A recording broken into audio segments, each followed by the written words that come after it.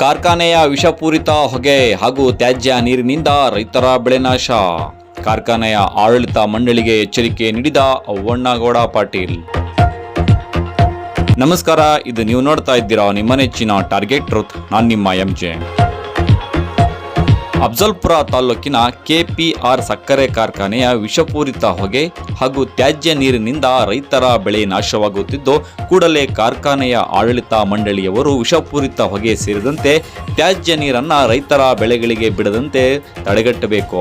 ಇಲ್ಲವಾದರೆ ಕಾರ್ಖಾನೆ ಎದುರೇ ಧರಣಿ ಸತ್ಯಾಗ್ರಹ ನಡೆಸುತ್ತೇವೆ ಎಂದು ಕರ್ನಾಟಕ ಯುವ ಶಕ್ತಿ ರೈತ ಮಕ್ಕಳ ಮಹಾಶಕ್ತಿ ಸಂಘಟನೆಯ ರಾಜ್ಯಾಧ್ಯಕ್ಷರಾದ ಅವ್ವಣ್ಣಗೌಡ ಪಾಟೀಲ್ ಎಚ್ಚರಿಕೆ ನೀಡಿದರು.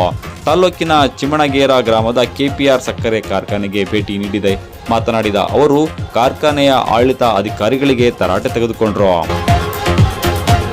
ವರದಿ ಚನ್ನು ಹಿಂಚಗೇರಿ. ಇದು ಟಾರ್ಗೆಟ್ ಟ್ರೂತ್, ಸದಾ ನಿಮ್ಮೊಂದಿಗೆ. ನಮಸ್ಕಾರ. ಹೌದಾ? ಹಾಳಾಗ್ಯ ಬೆಳಿಕಣ್ಣೆಲ್ಲ ವಿಡಿಯೋ ಅದ, ಫೋಟೋ ರೈತ ಅಳಲು ತೋಡ್ಕೊಂಡು ವಿಷಯ ಅದ.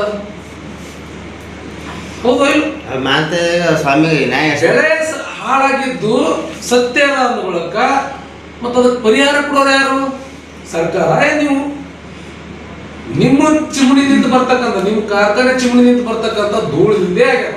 ಲ್ಯಾಬ್ ಟೆಕ್ನಿಷಿಯನ್ ನಮಗೆ ರಿಪೋರ್ಟ್ ಕೊಟ್ಟನ ಅದ್ರಾಗ ಏನು ಅಂಶ ಅದ ಅಂತ ನೀವು ಎಲ್ಲರೂ ನಾವು ಡಿ ಸಿ ಅದ್ರೆ ಹೇಳ್ತೀವಿ. ಅದು ತೊಗೊಂಬರೋದಕ್ಕೆ ಸಿಕ್ಕಂತಾರೆ. ಆ ಧೂಳಿನಿಂದ ಏನು ಬರ್ಲಿಕ್ಕತ್ತದ, ಇವತ್ತು ಅದ್ರ ನಿಂತು ಜನಜಾನುವಾರುಗಳಿಗೆ ಏನು ಕ್ಯಾನ್ಸರ್ ಬರ್ತದ, ಮನುಷ್ಯರಿಗೆ ಏನು ಬರ್ತದ, ಅದ್ರ ಪರಿಣಾಮಗಳೇನು, ಅಡ್ಡ ಪರಿಣಾಮಗಳು.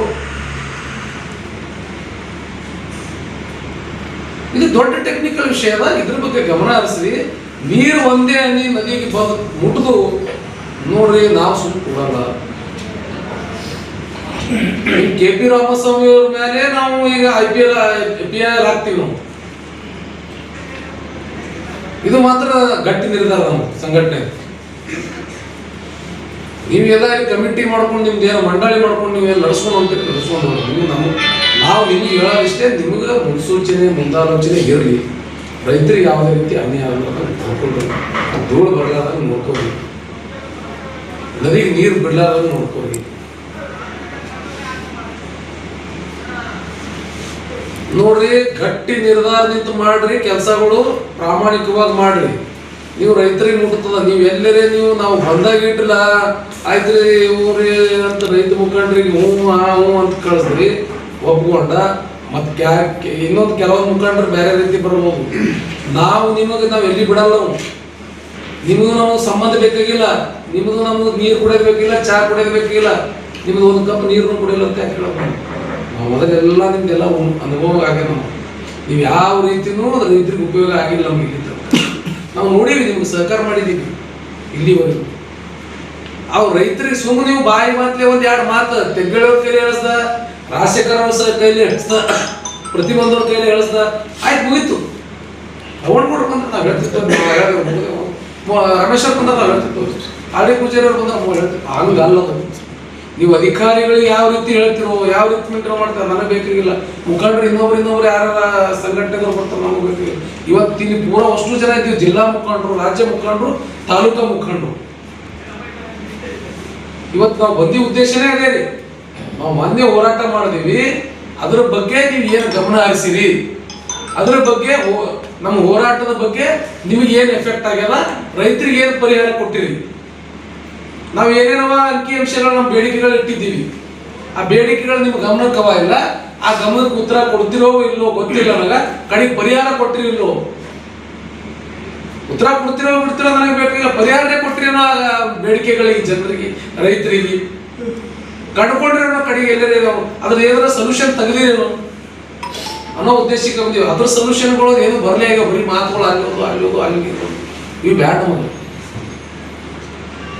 ಅದ್ರ ಸೊಲ್ಯೂಷನ್ ಏನ್ ಕಂಡು ಹಿಡಿದಿರಿ, ಅದ್ರ ಬಗ್ಗೆ ಏನಾರ ಸಭೆ ಮೀಟಿಂಗ್ ಅದು ಏನಾರ ಮಾಡಿರಿಲ್ಲ ಅದು ಹೇಳ್ರಿ ನಮಗೆ.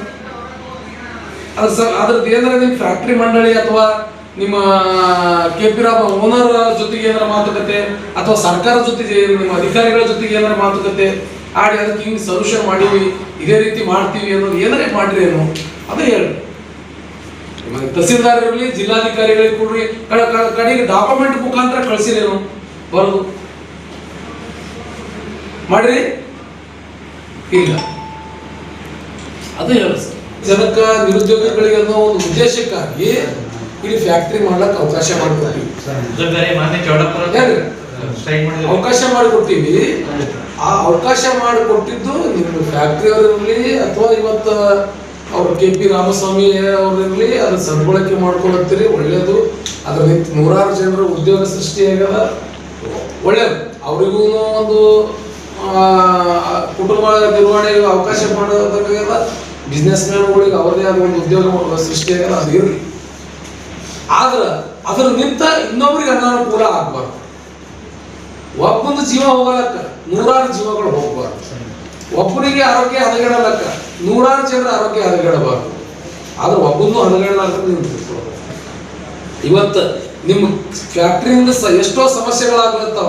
ಆ ಸಮಸ್ಯೆಗಳು ಎತ್ತಿ ಜಾಗೃತಿ ಮೂಡಿಸೋ ಕೆಲಸ ನಮ್ಗೆ ಮತ್ತೊಂದೇನಿಲ್ಲ. ನೀವು ಜಾಗರಾಗಲಾಗಿರಿ, ನೀವು ಜಾಗರಾಗಲಾಗಿರಿ. ಯಾಕ ಎಷ್ಟು ಹೋರಾಟ ಮಾಡ್ಬೇಕು ನಾವು? ನಿಮ್ ಕಡೆ ಕಾಣ್ತದ? ಕಾಣಲ್ಲ. ನೀವು ಈ ಹೋರಾಟ ನೋಡ್ರಿ, ನಾವು ಅಧಿಕಾರಿಗಳಿಗೆ ಯಾವ ತರಾಟೆ ತಗೋತೀವಿ ನಾವು, ನೀವು ಫ್ಯಾಕ್ಟ್ರಿ ಅವ್ರಿಗೆ ಹೇಳತ್ತೀವಿ ನಾವು ಹೋರಾಟ ಅಲ್ಲಿ ಪೇಪರ್ ತಗೊಂಡು ಪೆನ್ದಾಗ ಬರ್ಕೊಂಡು ನಮಗೇನು ಖಾಯಸ್ ಟಿವಿದಾಗ ಬರೋದು, ಫೋಟೋ ತಗೊಂಬೋದು ಖಾಯಸ್ ಇಲ್ಲ. ಅವಾಗ ಇದ್ರಲಿಂತ ಅವೇರ್ನೆಸ್ ಆಗ್ಬೇಕು. ಇದ್ರಲಿಂತ ನಿಮ್ಮ ಫ್ಯಾಕ್ಟ್ರಿ ಅಧಿಕಾರಿಗಳು ಯಾರ್ಯಾರು ಇದ್ದೀರಿ ಅವರೆಲ್ಲ ನಿಮ್ಮ ಮಂಡಳಿಯವರು, ನೀವು ಜಾಗೃತರಾಗಿ ಯಾವುದೇ ರೀತಿ ಜನಸಾಮಾನ್ಯರಿಗಾಗಲಿ ಜನರಿಗಾಗಲಿ ತೊಂದರೆ ಆಗಲಾರ್ದಂಗೆ ನೋಡ್ಕೊಂಡು ಹೋಗ್ಬೇಕು. ಅದ್ರ ಸಲುವಾಗಿ ನಮ್ಮ ಹೋರಾಟಗಳಿರ್ತಾವೆ. ಇನ್ನ ಮತ್ತೊಂದಕ್ಕಿರಲ್ಲ, ಮತ್ತೊಂದಕ್ಕೆ ಹೋರಾಟ ಮಾಡೋದು ಬೇರೆ ಬೇರೆ ಜನ ಇರಬೇಕು. ಇಲ್ಲಿವರೆಗೆ ಬಿಟ್ಟಿಲ್ಲ ಸರ್, ಇಲ್ಲಿವರೆಗೆ ನೀರು ಬಿಟ್ಟಿಲ್ಲ. ಮಳೆ ನೀರು ಬಂದಿದೆ. ನಮ್ಮ ರಿಕ್ವೆಸ್ಟ್ ಏನಂದ್ರ ಮಳೆ ನೀರು ಕಂಟ್ರೋಲ್ ಮಾಡಕ ಯಾರ ಕೈಲಿ ಆಗಲ್ಲ. ಹೌದು. ಈಗ ನಮ್ದು ಮೇಲೆ ಲ್ಯಾಂಡ್ ಇತ್ತು ತನಕ ನನ್ನ ಮೇಲೆ ಇನ್ನೊಬ್ಬರು ಲ್ಯಾಂಡ್ ಆಗುತ್ತೆ. ಅವ್ರು ಒಂದಾಗಂದ್ರೆ ನನ್ನ ಬರ್ತಾವ ಕಾಮನ್. ಆಯ್ತು. ಈಗ ಕಾರ್ಖಾನೆ ನೀರು ರೈತರ ಹೊಲಗಳಿಗೆ ಹೋಗಬಾರ್ದು. ಬರ್ತಕ್ಕಂಥ ನೀರು ಮುಂದಿನ ದಿನಗಳಲ್ಲಿ ನಾವು ಯಾವುದೇ ಕಾರಣಕ್ಕೂ ನೀರು ಬಿಡಲ್ಲ. ಆತ ನಾವು ಕ್ರಮ ಕೈಗೊಳ್ತೀವಿ. ಏನ್ ಕ್ರಮ ಕೈಗೊಳ್ಬೇಕಂತ ಪೈಪ್ ಲೈನ್ ವರ್ಕ್ ಮಾಡಿದ್ವಿ, ಪಿಟ್ಗಳು ಮಾಡಿದ್ವಿ, ಒಂದು 4 ಪಿಟ್ ಮಾಡಿದ್ವಿ. ಆ ರಿಟರ್ನ್ ನಾವು ನಮ್ಮ ಫ್ಯಾಕ್ಟ್ರಿ ಏನು ಸ್ಟಾಕೇಜ್ ಮಾಡ್ಕೊಂಡು ಆ ಪಿಟ್ ಮೂಲಕ ಪಿಟ್ನಲ್ಲಿ ಸ್ಟಾಕ್ ಮಾಡ್ಕೊಂಡು ಅಗೇನ್ WTPTP ವಾಟರ್ ಪ್ಲಾಂಟ್ ಮಾಡ್ಕೊಂಡು ನಮ್ಮಲ್ಲಿ ಇರ್ತಕ್ಕಂಥ 40,000 ಟ್ರೀಸ್ ಅದಾವ, ನಮ್ಮಲ್ಲಿ ಗಿಡಗಳು ಅದಾವ. 40,000 ಗಿಡಗಳಿಗೆ ನಾವೇ ಯೂಸ್ ಮಾಡ್ಕೊಂತೀವಿ. ಮುಂದಿನ ದಿನಗಳಲ್ಲಿ ಆ ಥರ ಸಮಸ್ಯೆಗಳನ್ನ ನಾವು ನೋಡ್ಕೊಂತೀವಿ.